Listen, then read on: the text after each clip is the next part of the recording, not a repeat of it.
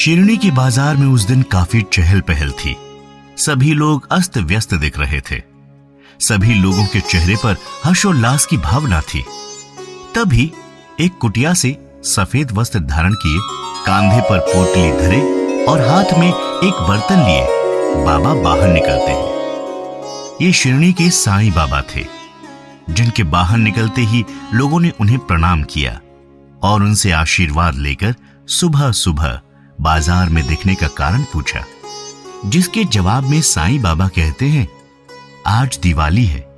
आज मेरे प्रभु श्री अपने घर लौटे थे, इसलिए आज रात को मैं दिए जलाऊंगा, जिसके खातिर तेल लेने बाहर आया हूं। इतना कहकर साईं बाबा आगे बढ़ जाते हैं।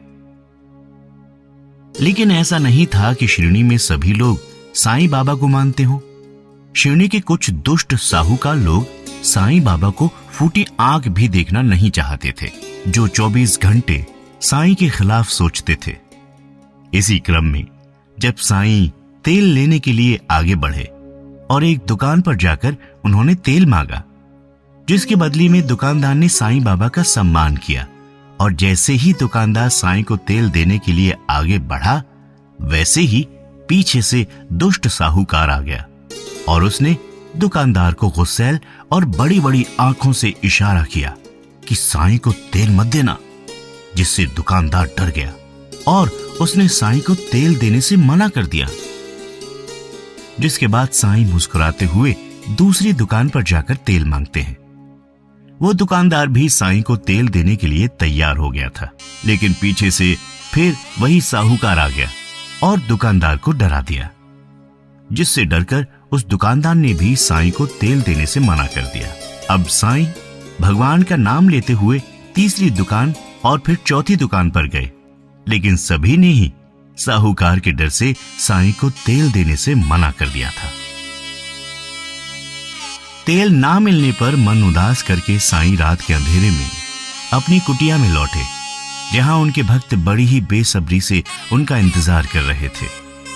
कुटिया में आते ही दो छोटे छोटे बच्चों ने उनसे कहा, साईं, हमने दिए सजा दिए हैं, अब आप जल्दी से तेल दीजिए ताकि हम दियों को जला भी सकें।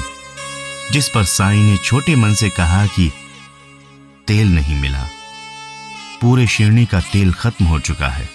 अब सभी भक्तजन उदास हो गए थे और ये उदासी देखकर धूर्त साहूकार मुस्कुरा रहा था। लेकिन तभी साईं ने सोचा कि यदि आज तेल की कमी की वजह से दिए नहीं जले तो लोगों का भक्ति पर से विश्वास उठ जाएगा। इसलिए उन्होंने अपने भक्तों से कहा कि आप सभी इन दियों में पानी भर दीजिए। जिस पर भक्त बड़े आश्चर्यचकित हो गए और उन्होंने साईं से सवाल किया कि साईं, आखिर तेल के बजाय पानी से दिए कैसे जलेंगे?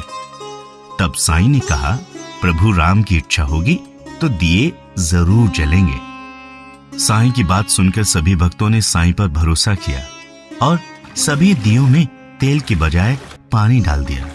और ये सभी दृश्य देखकर बाहर खड़ा दुष्ट साहूकार ये सोचकर मन ही मन हंस रहा था कि अब तो साईं की बेइज्जती होकर रहेगी।